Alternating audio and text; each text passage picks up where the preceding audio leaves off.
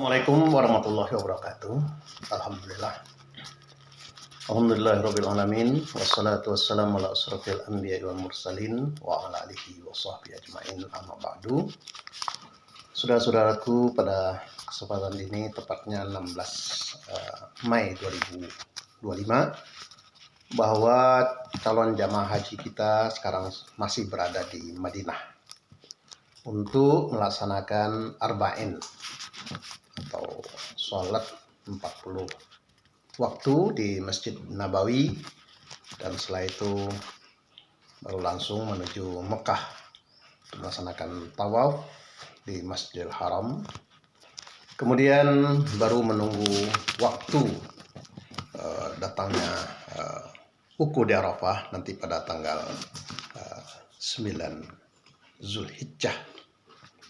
Maka setelah menunggu itu hanya untuk melakukan sholat di Masjidil Haram dan juga tawaf sunnah di Ka'bah. Maka untuk kita, bagi yang tidak berangkat haji, tentu bagi yang peserta korban sudah mulai menyetor uangnya untuk korban atau mencari hewan kurban, dan panitia kurban juga sudah mulai mencari hewan-hewan kurban untuk dilaksanakan nanti penyembelihan hewan kurban, yaitu pada tanggal 10 Zulhijjah, tanggal 11, 12, dan 13.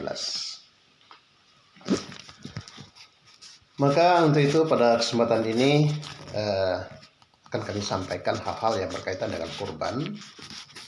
Sebagian ulama berpendapat bahwa hukumnya wajib sesuai dengan ayat Al-Quran, Inna a'tayna kal kausar fasholli lirabbika wanhar. Sesungguhnya kami telah memberikan nikmat yang banyak, maka dirikanlah sholat karena Tuhanmu dan berkurbanlah.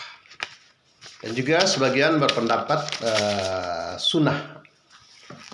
Bagaimana sabda Rasulullah SAW, Umirtu bin nahri wa huwa sunnatul lakum. Saya disuruh menyembelih kurban dan kurban itu sunnah bagimu.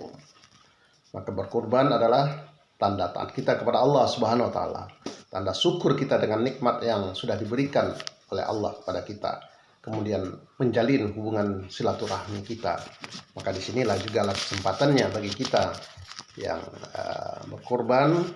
Mungkin ada hal-hal yang kurang baik dengan saudara-saudara kita, dengan kawan-kawan kita, maka tatkala berkorban itu kita sampaikan daging kurban kepadanya, insya Allah dengan sendirinya juga akan memperbaiki silaturahmi kita kembali.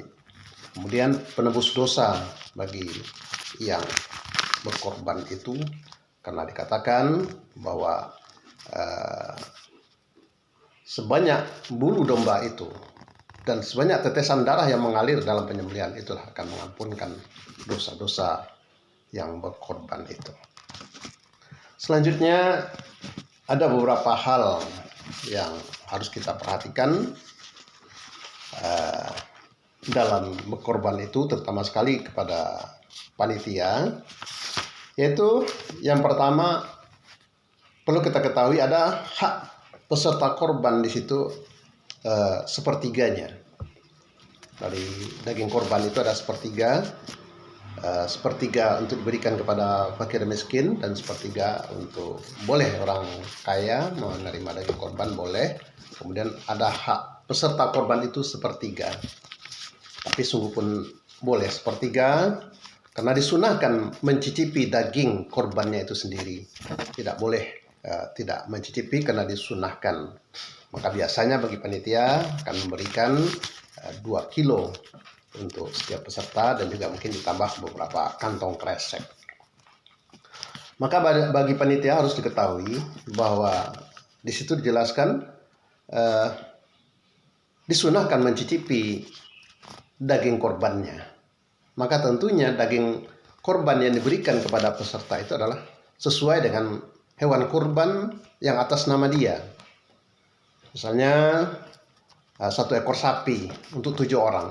Maka yang 2 kilo, atau misalnya memang kita berikan 2 kilo untuk peserta itu daging padatnya, yaitu daging sapi yang memang atas nama dia. Jadi tidak boleh kita buat sampai lebih dari 7, karena mungkin masih ada dagingnya yang padat, kita ambilkan sampai untuk 10 orang, sehingga orang yang berikutnya itu dia tidak memakan daging sapi kurban dia. Jadi cukupkan 7 untuk atas nama orang-orang yang kurban. Kemudian yang kedua yang harus kita perhatikan, juga sering bagi panitia ingin memasak daripada daging kurban itu. Kadang-kadang memang membeli nasi bungkus atau nasi kotak, tapi ada juga kepingin guyup ingin memasak. Itu pun boleh. Tetapi harus diminta terlebih dahulu kepada peserta korban itu. Karena peserta korban itu ada sepertiga haknya, maka sebelum daging itu diambil, bisa disampaikan kepada peserta korban itu bahwa kita akan mengambil sedikit dari dagingnya atau tulangnya untuk kita masak. Bagaimana mohon keikhlasan dari peserta korban. Dan insya Allah peserta korban itu akan mengikhlaskan yang bagian dia, sebagian kecil diambil untuk memasak. Kemudian yang ketiga, kulitnya. Bagaimana juga dengan kulitnya? Dijelaskan bahwa kulit daripada hewan kurban itu ambillah manfaatnya. Apa yang lebih bermanfaat? Kalau memang bermanfaat itu dipotong-potong, dibagi-bagi rata, lakukan itu. Kalau itu memang bermanfaat. Tapi kadangkala juga kalau seperti itu malah tidak bermanfaat. Sampai di rumah bagi orang-orang yang mendapatkan daging kurban itu malah kulitnya dibuang. Karena tanggung untuk dibuat apa gitu karena sedikit.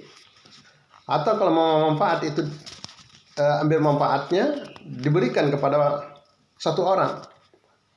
Terserah kepada dia untuk apa sama dia. Tapi kadangkala juga itu menimbulkan kecemburuan sosial kalau kita hanya diberikan kepada satu orang. Maka berikanlah ke beberapa orang.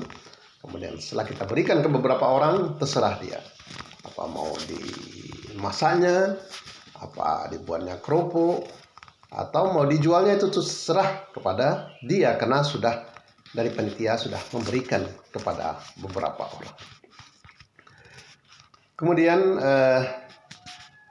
dalam pembelian hewan kurban juga perlu diperhatikan oleh panitia.